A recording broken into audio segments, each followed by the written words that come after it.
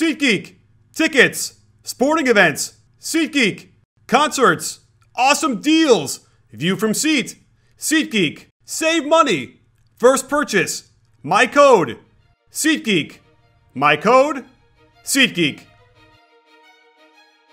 As the regular season winds down to its inevitable end, the playoff seedings are racking into focus. In one of the bigger surprises, the Boston Celtics have moved ahead of the Cleveland Cavaliers for the top spot in the East. It's hard to predict who has the more difficult schedule to close out the season, but my gut is telling me the Celtics will more than likely edge ahead by the end.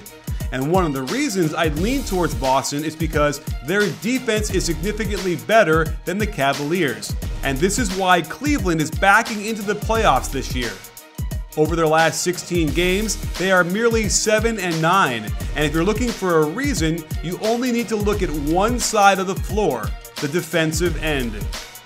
Since January 1st, the Cavaliers ranked 26th in defensive rating, and there are four main components to look at: defensive rebounding, defending the three, getting back in transition, and stopping the pick and roll. Since the pick and roll is so prevalent around the league, let's start there.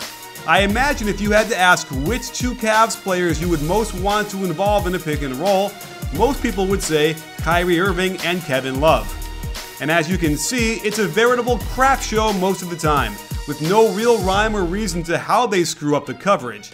It usually involves some sort of bad route by Kyrie, who gets hung up on the screen for seconds, and Kevin Love trying to contain the ball handler but giving him way too much space. Kyrie gets caught out of position often and overcommits to try and fix that, compounding the problem. And Kevin Love is just way too slow to hedge and have any hope of getting back to his man on a pick and pop. Even if Love did give more effort, I don't think it would matter, since the ball travels too quickly for him to get in position to contest this well enough to force a miss. And his ability to contain ball handlers is non-existent, collapsing the defense till there's no more real estate to give up. If we're just talking about Love involved in the pick and roll, there's an endless stream of clips where he drops back too far, allows the ball handler to get a full head of steam, and then is powerless to contest these shots as they rain down from all areas of the paint. When Michael Carter-Williams is jaying it up on you, there's a real problem. And it doesn't get much better if the roll man gets the ball back and wants to isolate on him, as he doesn't have the lateral quickness to stop players this close to the basket.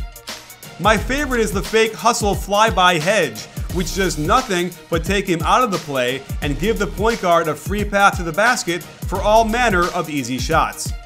But it's not just Love who gives up too big a cushion on the pick and roll.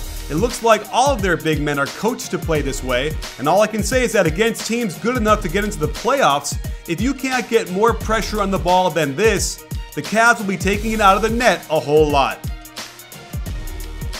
Let's move on to their defensive rebounding issues. Some numbers. Since January 1st, the Cavs are ranked 27th in defensive rebounding percentage and 23rd in opponent second chance points. And this is where the effort comes in, because the whole team is guilty of not being precise with their box outs. Tristan Thompson is the only guy who's consistently exerting himself, but playing Channing Frye at center is a big problem since he simply cannot be expected to box out big centers. Maybe they can get away with it for short periods when the other team doesn't have a traditional center in, but watch for his minutes to decline in the playoffs. However, the guy that could be giving Frye a little bit of help is LeBron, and I know he wants to save his energy for the playoffs, and I hope he erases plays like these when exerting maximum effort, but time and again, when going through clips of the other team scoring on putbacks, it's LeBron who doesn't box out, doesn't try to rough it up and get in there, and allows the other team to maintain possession and score. The top teams in the East have guys that can attack the offensive glass, and unless LeBron can tap into an extra reservoir of energy and focus and willingness to get down and dirty, I don't see how the Cavs can prevent second chance points from being a real problem. Allowing easy drives to the hoop is also a serious issue that directly leads to second chance points because it forces rotations that the big men cannot recover from and has to be addressed somehow. Since the new year, they're ranked 26th in opponents' three-point percentage and 24th in three-point attempts per game given up. I charted the last 100 threes they'd given up and who was the primary defender on each. J.R. Smith leads the pack, and his issue mostly is getting lost out there, even if it's for a split second. That's enough time for good NBA shooters to cut to the open spot and knock down the three in rhythm. On this play, he has no clue that Harris now is his man on the scramble, ends up guarding nobody, and makes this shot look like it's the morning shoot-around.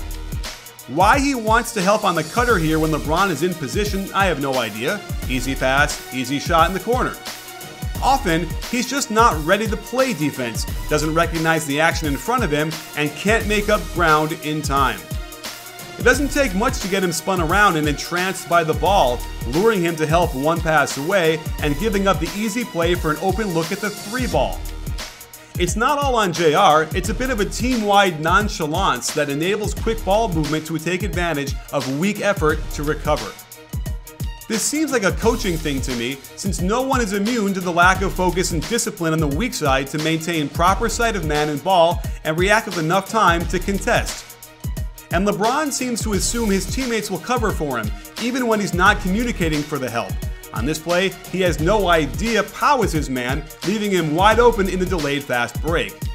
And on this play, he's late recognizing the screen in front of him, gets hung up on it, but no communication to tell Thompson to jump out and contest.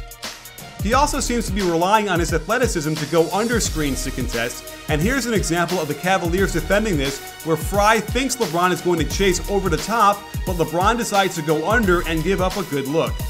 The same play culminated in a heated exchange during the Pacers game when LeBron was supposed to trail Paul George over the top and Thompson dropped back to contain, but LeBron goes underneath, gives him the shot, and then yells at Thompson. Thompson then proceeded to let everyone within earshot know that he was not out of position, and let's just say this must be the culmination of months and months of frustration over blown coverages and lack of effort and accountability by the coaching staff. The final category we can look at is transition, the ultimate test of hustle and communication. That said, Kevin Love simply lacks the foot speed to keep up with younger and faster forwards in the league, so there is very little hope when he's in there to get back, especially if he has to start from the deep corner and sprint all the way back to the lane within 5 seconds. No way. J.R. Smith might not suffer from lack of effort, just lack of awareness of where the other players on the floor are. And it's hard to believe he wouldn't be aware to stop the ball at the top of the key on the fast break, allowing John Wall to get to the free throw line and take a wide open pull-up. And I just can't figure out what he was trying to do on this fast break at all. Can you? This is where I start to think they're not playing for each other, like this Kyrie jog back down court, not realizing he needs to be sprinting to pick up the shooter in the corner. Or LeBron just watching the ball get all the way to the hoop instead of destroying TJ McConnell. And again, not stepping up to swat this shot by Mirotic as he watches from 3 feet away. So there you have it, sports fans. The Cavaliers' offense is ranked 3rd overall this season, and it's been their saving grace. But they rank 30th in steals, 26th in blocks, allow their opponents to score at will in both the pick and roll and in transition. Cavs fans are simply waiting for them to flip a switch and regain the form that won them a title, even though their defense wasn't that stellar last year either. If that flip gets switched, how far does that propel them? Can they really go from 22nd overall to top 10? To me, that's a leap, but you can never count out a team with LeBron James on it. They always seem to find a way. But for the Cleveland Cavaliers to win a title this year, it would take surmounting monumental historical precedents, even greater than overcoming a 3-1 lead in last year's finals.